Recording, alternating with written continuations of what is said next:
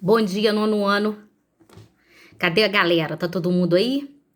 Eu falei semana passada com vocês que nós encerramos, né, os nossos estudos sobre a crise de 1929, né? Então a gente viu que essa crise realmente afetou o mundo todo. Agora a gente vai ver como que surgiram os regimes autoritários na Europa.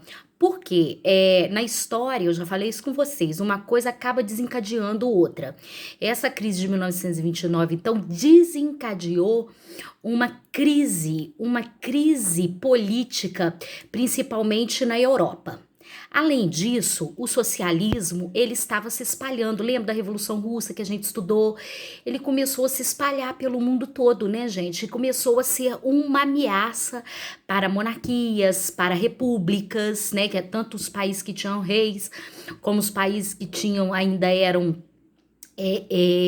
a monarquia, né? Ainda e os que eram tinham presidente, que eram presidencialistas, repúblicas, tá? Então passou a ser uma ameaça e com isso começaram a surgir regimes autoritários, ditatoriais na Europa. Vocês já devem ter ouvido falar em fascismo e nazismo, né? Nós vamos ver hoje a diferença de fascismo e nazismo, né? Então, gente, em meio a essa crise toda de 1929 e a Primeira Guerra Mundial, a gente vai ver que, primeiro, na Itália, antes do nazismo, lembra do Hitler, né? Que a gente conversa muito, de vez em quando a gente fala sobre o Hitler, né? A Alemanha sofreu todo o peso aí da Primeira Guerra Mundial, né? Ela, com o Tratado de Versalhes, que a gente já vai falar um pouquinho sobre ele, né? Quais foram as penalidades desse Tratado de Versalhes aí. Porém, a Itália, na época da Primeira Guerra Mundial, vocês lembram que a Itália trocou de lado na guerra?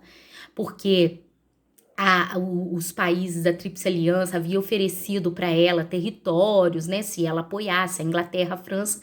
Então, ela acabou mudando de lado. Ela iria ficar do lado da Alemanha, mas ela acabou ficando do lado da Inglaterra, da França e dos Estados Unidos.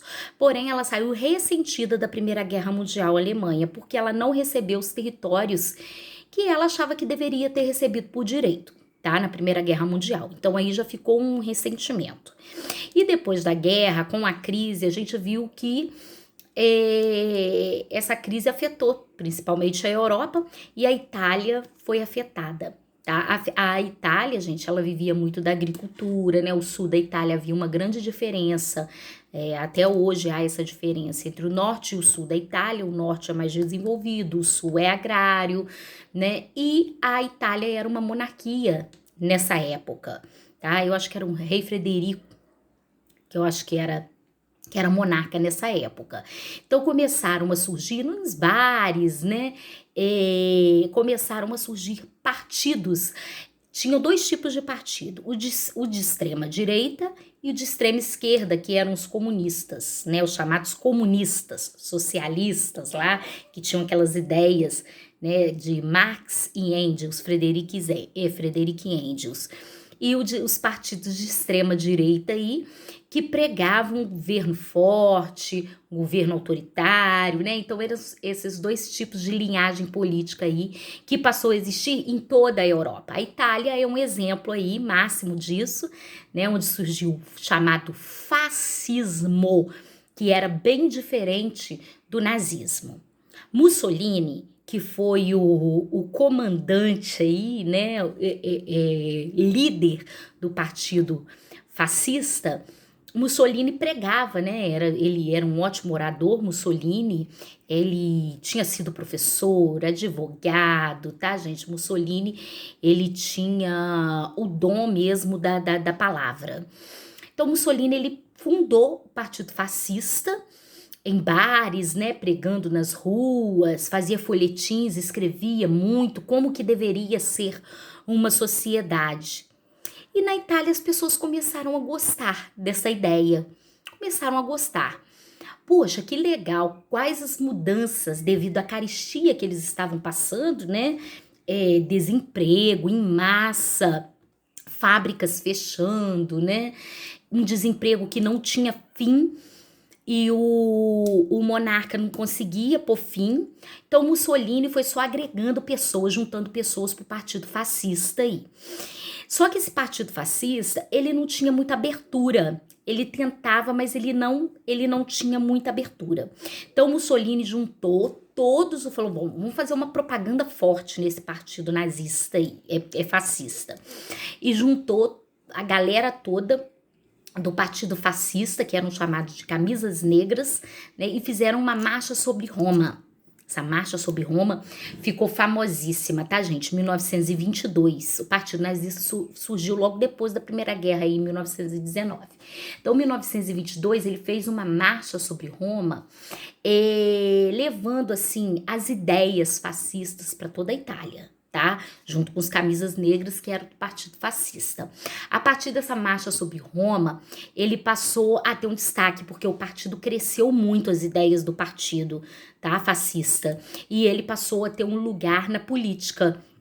Mussolini passou a ter um lugar de primeiro-ministro. Ele foi nomeado pelo rei como primeiro-ministro aí.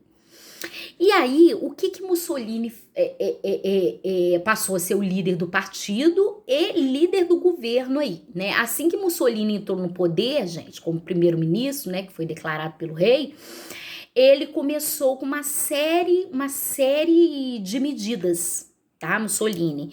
Quais foram essas medidas? Bom, primeiro ele congelou os salários, proibiu os sindicatos, né, os sindicatos, a União de Trabalhadores, para requerer seus direitos. Os sindicatos na Itália eram fortíssimos, né, o movimento anarquista, nós vimos, veio até parar no Brasil esse movimento anarquista, as exigências dos trabalhadores era grande na Itália. Então Mussolini ele veio com essa política de contenção a esse trabalhador, a esse operário, né? Como que seria essa política de contenção? Eu vou dar, né, para ter o trabalhador na minha mão.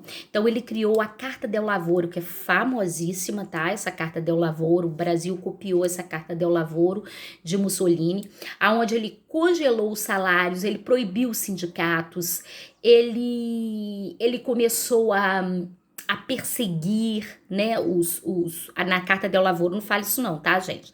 Na Carta del Lavoro, ele proíbe os sindicatos, ele reduz horas de trabalho, né, ele cria férias, ele cria uma série de questões para o trabalhador, que o trabalhador vai ser beneficiado, mas ele vai ficar na mão do governo, tá? Aí depois que ele criou isso, aí o interessante é que a indústria começou a crescer muito na Itália, no governo do Mussolini, tá? Cresceu pra caramba. Então, havia aquela sensação de que tudo estava melhorando, né? Na Itália, a economia ia melhorando. Ele investiu muito na indústria de base, então reduziu bastante o desemprego. Aí, o Mussolini, ele se declarou, né, Duce, ele assumiu o poder. Através de um golpe, ele conseguiu assumir o poder. E ele se auto-intitulou Duce, né? Então, gente, era monarquia? Não, era um governo diferente. Não era monarquia, não tinha nome de monarquia, mas também não era uma república, porque ele não foi escolhido, né? Aí começou, gente, aí começou a perseguição de Mussolini quando ele se tornou Duce, né? Ele começou a perseguir comunistas, ele via comunistas, né, delatadas, pessoas eram entregues, sumiam, desapareciam da noite pro dia, líderes de sindicatos, né, jornalistas que criticavam o governo, não podia ter partido político, passou a ser um partido único, tá? Então foram várias medidas que ele tomou. Uma medida importante que Mussolini tomou no governo dele, que ele fechou com a Igreja Católica, ele havia o apoio, ele precisava de ter o apoio da Igreja Católica, lembrando para vocês que a sede principal da Igreja Católica fica na Itália, né, onde é ali em Roma, né, gente, aonde é o Vaticano. Esse estado aí, o Vaticano, esse país, ele foi criado em 1933 aí por Mussolini no Tratado de Latrão, não esqueçam isso, onde ele fez essa aliança com a Igreja Católica, ó, eu te dou o Vaticano, né, onde é uma monarquia, onde o Papa, ele é o monarca, né, no Vaticano, ele que comanda tudo. Então, ele criou para ele ter o quê? O apoio da Igreja Católica, porque o fascismo, ele era pautado na seguinte máxima aí para a população, para poder controlar, né, as mentes, as ideias. Esse controle era grande da propaganda. É Deus, pátria, família, tá? Então ele precisava ter o apoio da Igreja Católica, moralizar o mundo, perseguir comunistas, né, para poder controlar essa economia. Lembrando que Mussolini era o melhor, passou a ser o melhor amigo de Hitler. Hitler se inspirou em Mussolini para criar o nazismo na Alemanha, que fala-se mais do que, inclusive, o fascismo, né? Mas Mussolini também perseguiu, tá, os seus opositores. Ele era a favor do controle máximo e da não democracia aí, tá? Já o nazismo é diferente. Hitler, ele saiu de uma Primeira Guerra Mundial e a Alemanha, né, saiu arrasada da Primeira Guerra Mundial. Hitler lutou na Primeira Guerra Mundial, aí ele foi soldado na Primeira Guerra Mundial. Então ele viu todas as penalidades sofridas. Ele era um cara inteligente, né? Isso não pode se negar em momento algum. Ele sofreu, e a Alemanha, todas as penalidades aí do Tratado de Versalhes. Lembrando que o Tratado de Versalhes proibiu a Alemanha de se armar, proibiu de montar exército, teve que devolver territórios importantes como Alsácia e Lorena, região importante de gás natural e ferro, né, para a indústria deles. Então, teve que devolver essa região, teve que pagar altas indenizações, né? Com isso, a Alemanha não conseguia se reerguer.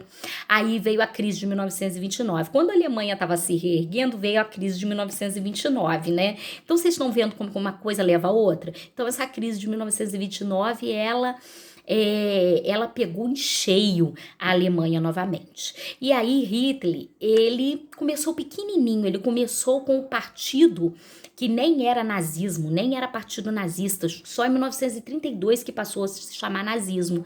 Ele usava o nome de socialismo, Partido Socialista dos Operários, era meio que assim, para ele conquistar, agregar pessoas ao partido dele.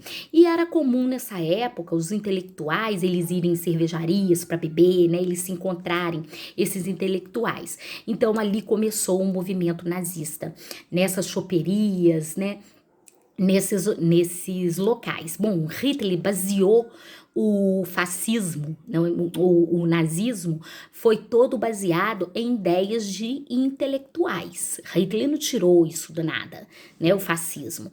O que pregava, gente, o fascismo?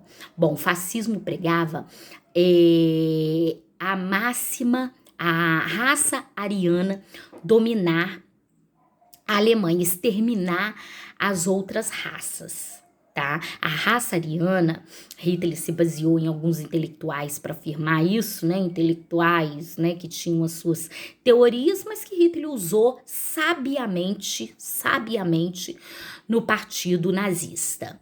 Vamos eliminar as raças impuras. Aí isso ele dizia, as raças que não eram puras, alemã, ariana, tá? E consistia em quê? Negros. Peraí, gente, que tá acabando aqui a minha coisa.